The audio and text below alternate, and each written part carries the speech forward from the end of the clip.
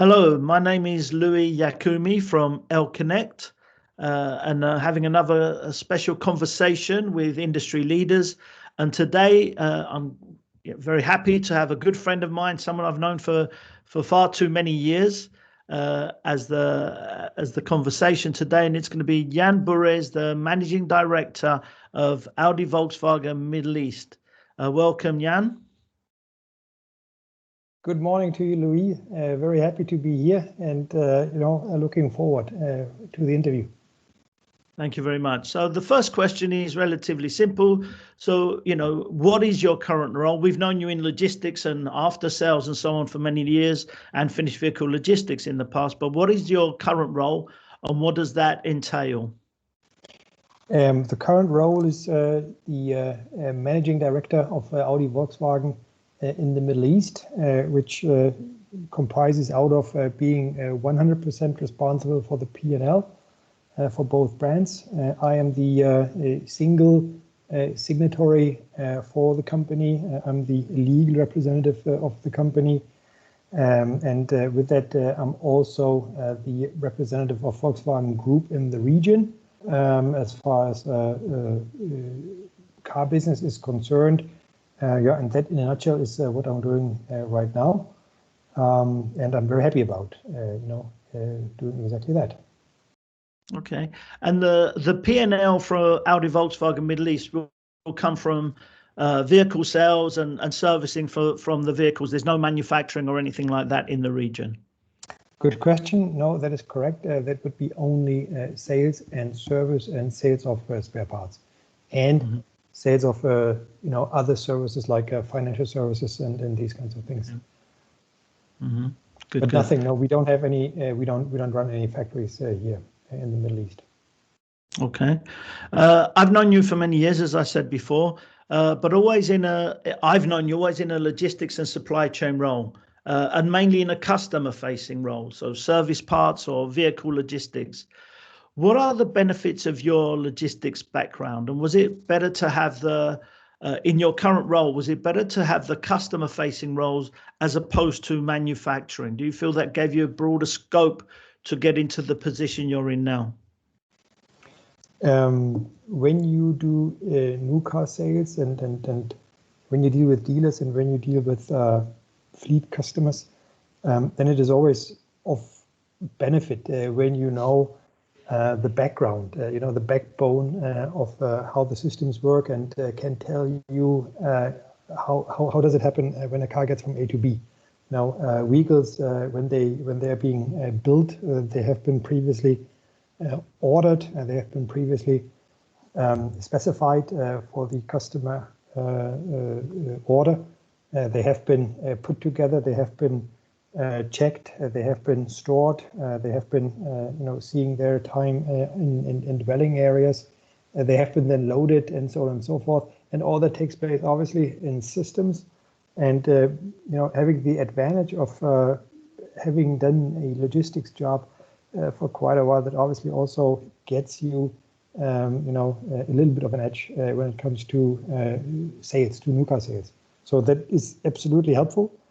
And to come to your question, because now you can speak educated about shipping times, about delays. You can speak educated about yards, about LSPs and all these things, and that is usually it makes you a more qualified conversation partner to your network, which then in return is a benefit. It's a big benefit. Mm-hmm. Now to your question, what type of job to me is maybe more appealing compared to, or when you take the two, when you take a more inside focused job compared to a more outside focused activity, clearly, and that depends on obviously people as well. Yeah, so you have people who like to be working more introvert and who like to to have that customer, to have that link to your internal customer way better than to deal with the ultimate retail customer. In my case, I like both, and I like the second slightly better, although it is a bit more challenging, I think. Reason being, sales ultimately is where the rubber that really meets the road, and where all the price build-ups, calculations, assumptions then turn out to be either realistic or not. So this is where the real music plays. And for that reason, to know the everything that is that takes place before, and to then see it happening in real time, that to me is the real beauty. And sales always is where the money is being made, where the profits are being generated. That is simply so. Like with the bank, at the counter, the business is being made, or over the screens. Yeah, absolutely. And logistics is often described as the final end for a logistics person tends to finish at logistics.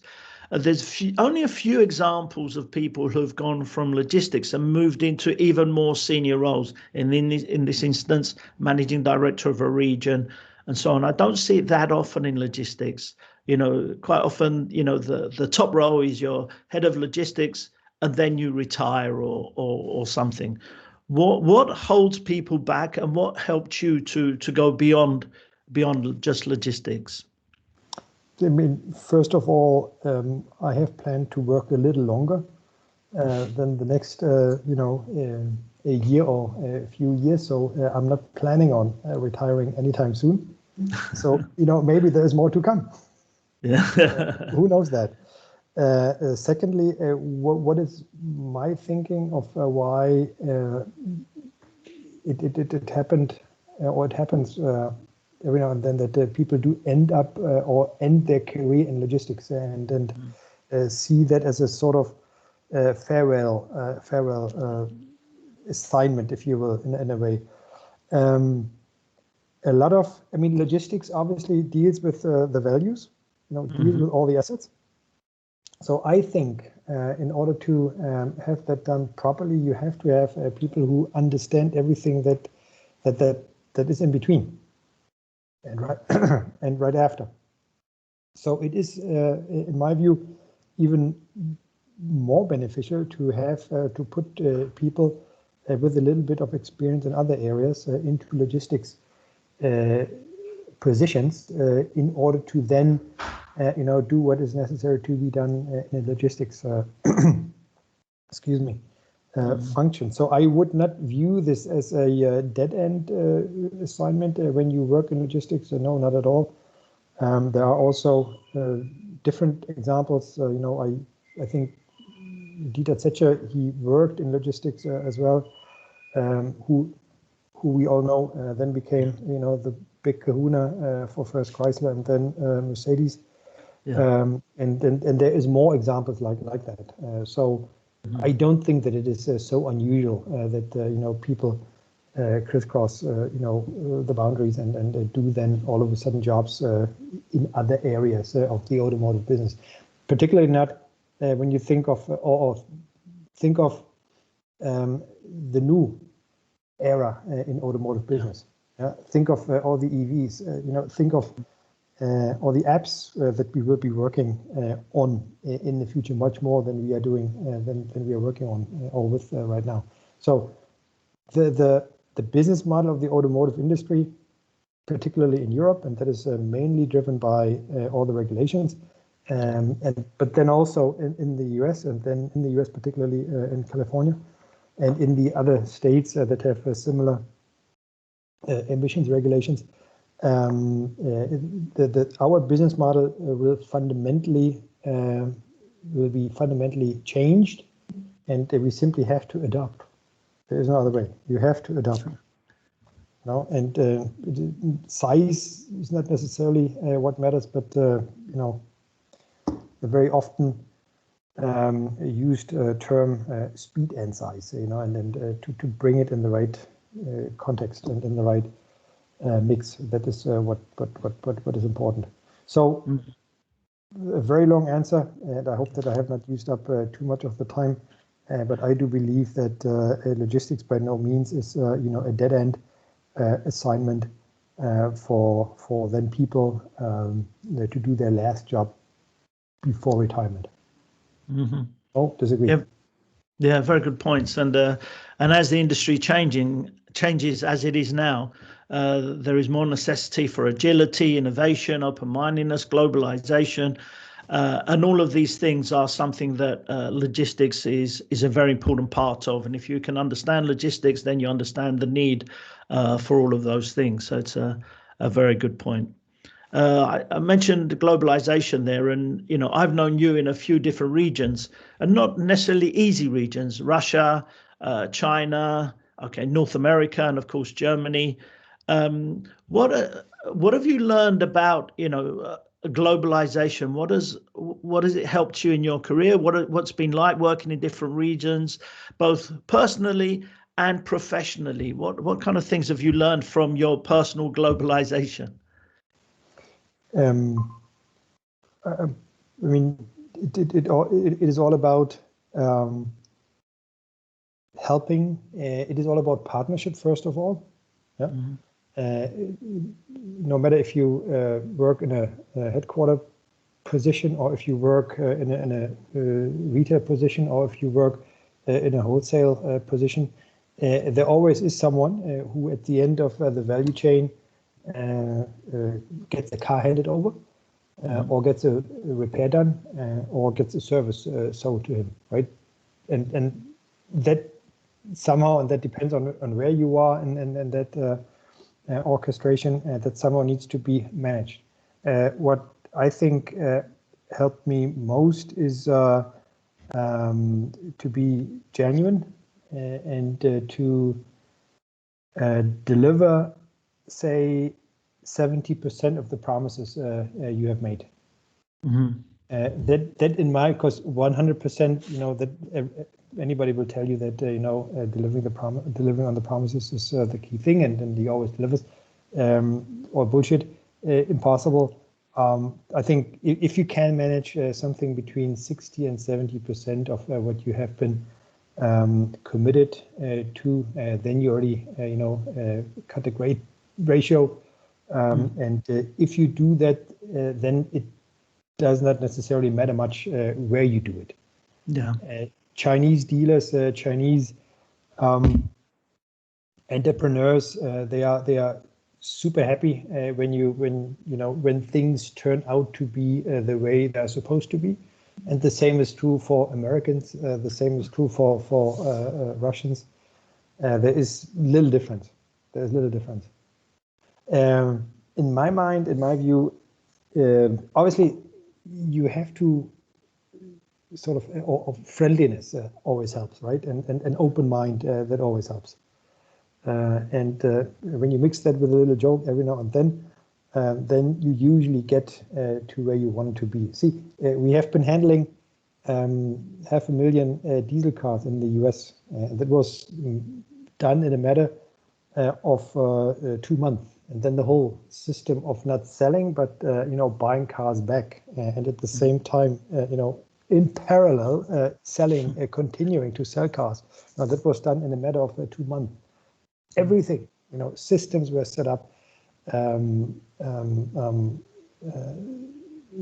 We had to sort of convince logistics companies to help us with carrying the cars back. We had to have yards where we have stored the cars. How to deal with checks, you know, how to evaluate the value of the cars, how to then, you know, cut the check, how to hand it over, who does it, where is the system? You know, that is all cool stuff, and you get all that done. I'm not making any difference. I only was the one who who at that time was at that place. So for that reason, I had to do it. Anyone else would have done the same thing.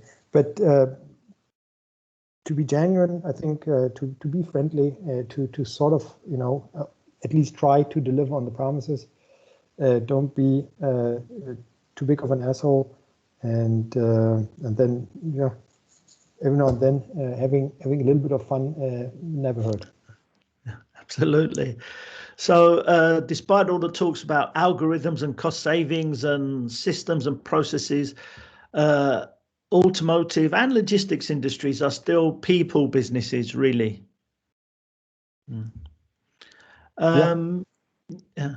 And now you're in the Middle East region, as we said, managing director for Audi Volkswagen Middle East.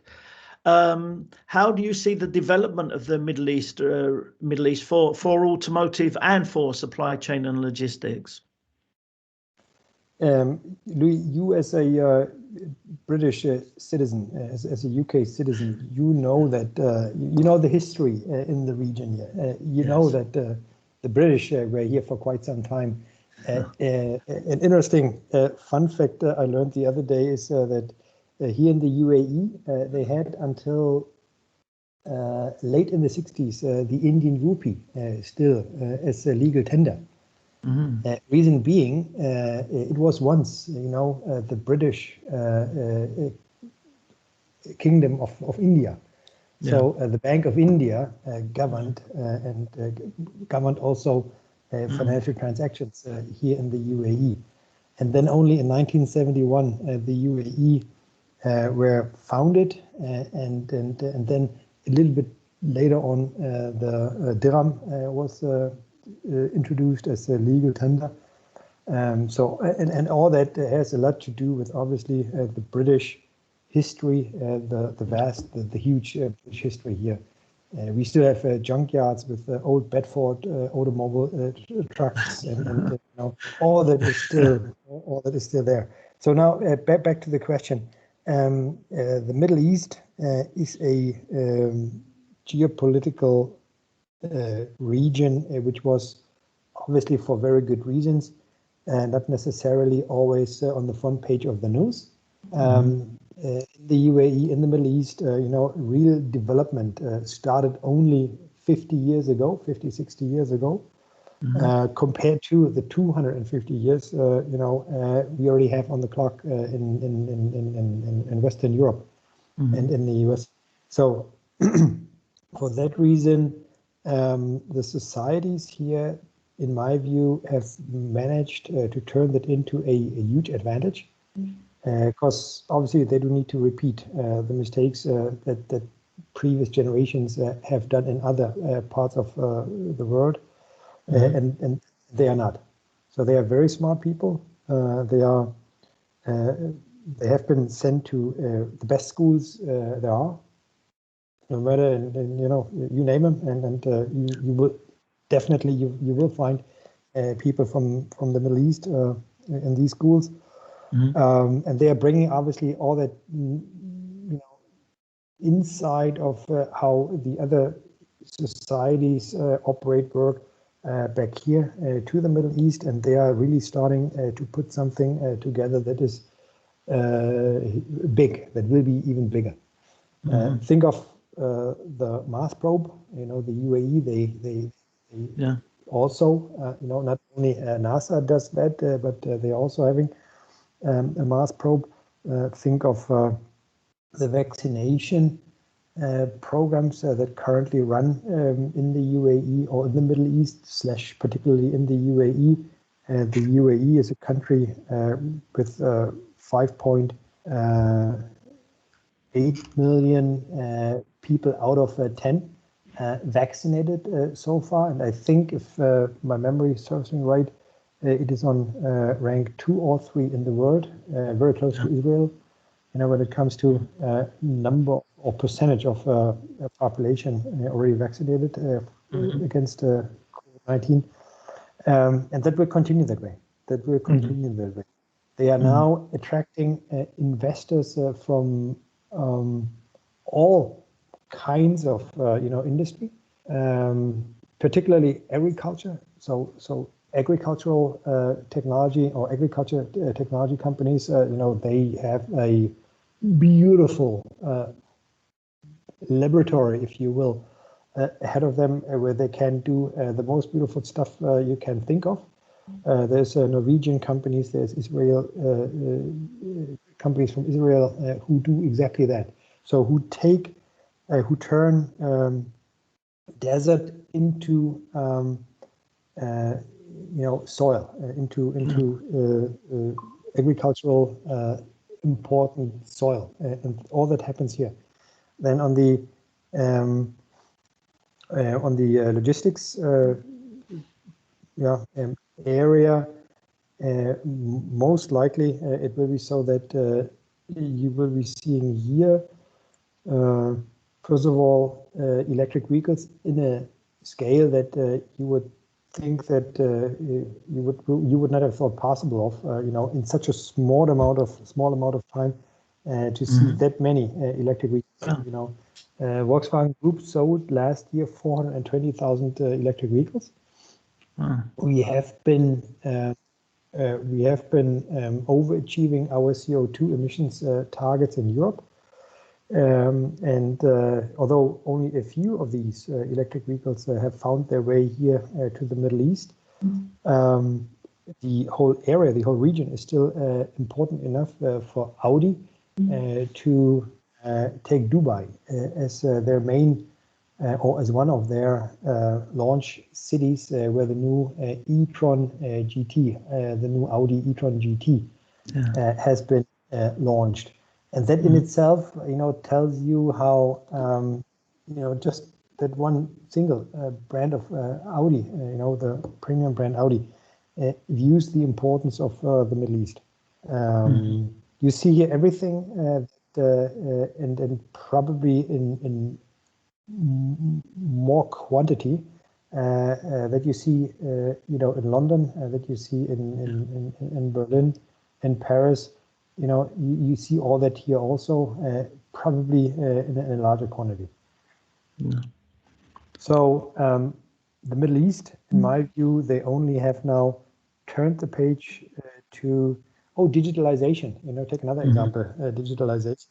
Now they have reached a level of where people discussing to introduce in other European countries. They have reached it. They're doing it here. Yeah? So people would be probably very concerned about data protection and why is it that someone needs to have all the data. But what it provides is that a different level of first of all comfort, but then also security. So I believe the Middle East, they have the whole area here has a great future ahead. Take the World Cup in 2022 in Doha. Everyone knows that the QIA, the Qatar Investment Authority, they hold 14% of the shares of Volkswagen Group. And I simply think that that will be continuing to be dominating, maybe not dominating, but that will be continuing to be seen in the economy in the world. Yeah. Okay. And is there investment in the infrastructure for electric vehicles in Dubai and the Middle East? So charging that is where we are points, currently struggling a little bit with. We have a charging network which is too weak. So for that reason, we know that 95% of the people, when they consider a new car purchase, they are thinking of electric vehicles. 50% of the 95% say the most important reason for me not to buy an electric vehicle is infrastructure for charging. Then an even greater share says range anxiety. I don't know, how far that EV gets me, and how fast I can recharge the battery, and with my Audi Q7, things are so much easier. I go to the fuel station and then I top off my tank and then I go on. And that simply now needs time to develop. That needs time to find acceptance in the society. But as many things here in the Middle East before, it won't take very long before you see, that the switch simply then switches, and you're in a new era, you're in a new time, and then charging network, is not an issue anymore. Yeah. Okay, and as I said before, we've known each other for a few years, met each other in different regions. I think the first time I met you was in maybe Russia, and then the US, and so on. And every time we met, as well as finding it interesting and learning and sharing ideas and trends and so on about the industry, we also used to have a little bit of fun as well. So I'm going to close this by asking you, you might say, a fun question. What is your favorite joke, Jan? That is, there was once, there was an Audi dealer meeting, and at the Audi dealer meeting, Genie appeared. And Genie asked the Audi dealers, you guys have, 3 wishes for free. Tell me, what is it that you like? Oh, all right. I like, the new Audi Q8, coming in color ABC. Got it. Yeah. Then I like, in order to finally have my supply issues addressed, I like to be a motorway built right straight before my dealership from all the factories, right? So that, all trucks can, unload, their vehicles, their new cars right in front my dealership, and without any delays, hesitation, and whatsoever. That way I can always tell my customers when the cars arrive. That might be a little bit difficult, Genie said, and then all right, think of another wish. And then then the Audi dealer said, all right, make it happen that Audi and Volkswagen always will deliver to the promises. So Genie turns around and says, how many lanes you say, that motorway should have?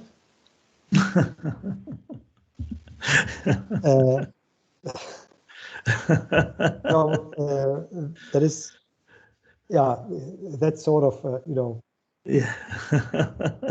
It goes back to your point about delivering to promises 70% of the time, or is a good achievement. And we're not talking that specifically about Audi or Volkswagen, but in general, that is the kind of a good thing. But it's but no, interesting, funny, but also very relevant as well. So thank you very much for that, Jan. And thank you very much for your time today. I've really enjoyed it, found it interesting, as I always have over the years whenever we've met. I hope we can keep in touch. And as you said, this is still not the end of your career. So we look forward to seeing you, whether it's in other regions, in other positions. I look forward to staying in contact with you, Jan, and speaking again in the future. Thank you very much for having this conversation with me. Thank you very much, Jan Bures. Pleasure is all mine. Pleasure Thank is you. all mine. Louis, bye-bye. Thank you. Bye-bye. Thank you. Thank you for having me. Thank you.